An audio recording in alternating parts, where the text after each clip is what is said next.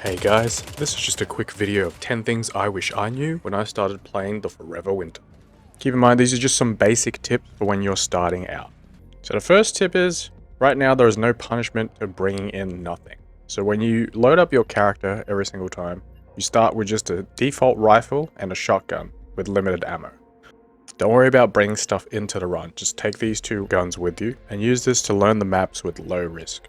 If you die, there's no real punishment for it, you just start off with another default kit, so you could just keep going in and just seeing how far you can get.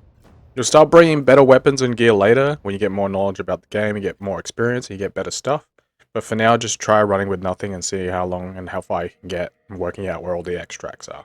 In combat, shooting enemies, especially at the start, is a last resort. When you're just starting out, you don't want to go in guns blazing, Call of Duty style. Just try to run away behind cover, play it like a stealth game.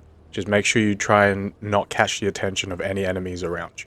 Make sure to prioritize not fighting as much as possible, because especially early on, if you're not running a suppressor, you can easily aggro the entire faction on the entire map after firing just a single shot. If you do aggro enemies, just run away. Usually they re-aggro to a different faction, they'll start fighting them, and you can use that as cover to hide your escape. You can press the Z button to ping for your teammates if you're playing with other people, but in solo mode you can also use it to tag enemies and containers on the ground to help identify their faction or what they are. If you spawn into a map and it's got this weird like Silent Hill themed fog and all these corpse piles everywhere, early on, just try and get out as soon as possible. Don't try and get loot, don't try and stick around and fight stuff, because this is just a harder version of the map. As far as I'm aware, every map has this kind of Silent Hill version of it. You just want to get out. You kind of don't want to stay around, because every time you do something or you aggro something, a bunch of enemies will spawn on top of you, and it's just not a good time. So just try and find your way to the nearest extract and dip.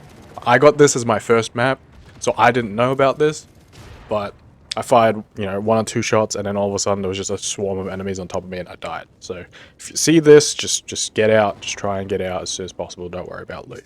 Alright, when it comes to looting, if you want to save some time, you actually don't need to examine the loot. You can just start looting the supplies or the container or whatever, and then just press the loot all button, and it will transfer everything that you can loot into your inventory unexamined.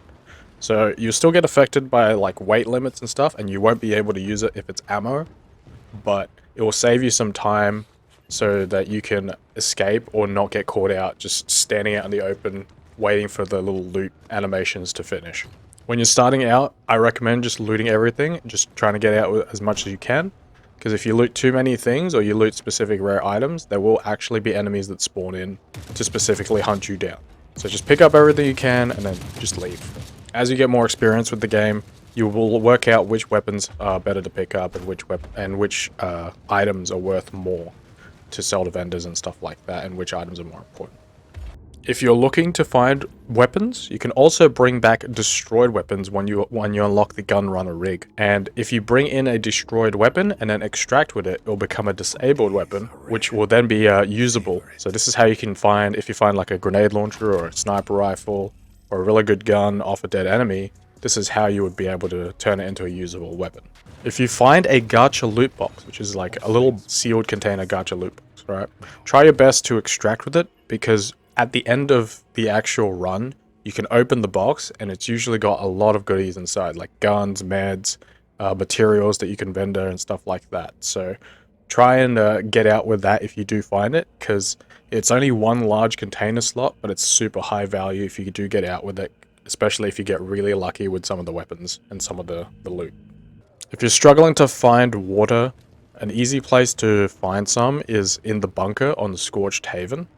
So all you have to do is run up to the bunker. It's really close to the start if you spawn at the cemetery spawn. And all you have to do is match the symbols to unlock the door.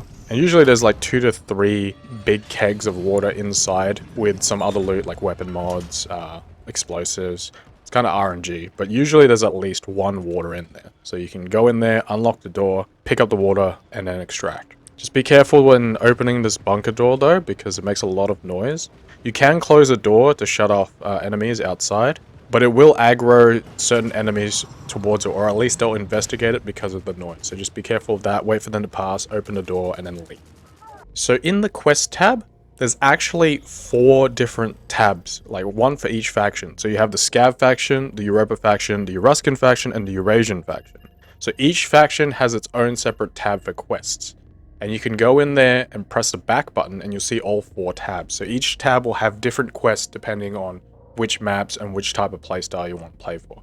Scavs have a very general sort of questing system, and then the other 3 factions usually have more specific quests for specific maps, and they're usually a little bit more difficult. So you can kind of control your difficulty of your gameplay based on which quests you actually pick up. These quests also shuffle around after each run, so make sure you're constantly checking which quests you do find, because some of them are really good and easy to complete, and will give you some decent amount of water starting out. After you complete a quest, you'll also get XP and a bunch of rewards. Now, the XP reward is applied to the current character you have selected. So if your current character you have selected has already got max XP and has to prestige, I'd actually recommend either prestiging or switching to a different character that doesn't have maxed out XP, so you can make the most out of that experience. But yeah, so those are some tips and tricks and things that I wish I knew when I started playing Forever Winter that I'd like to share with you guys. Hopefully you enjoyed the video. If you want to catch me live, I'm on twitch.tv/Jamaican Jazz. I usually stream twice a week, sometimes once a week, and I'm looking forward to making some more Forever Winter content in the future. So hopefully you guys enjoyed the video. Good luck scavenging out there, and peace.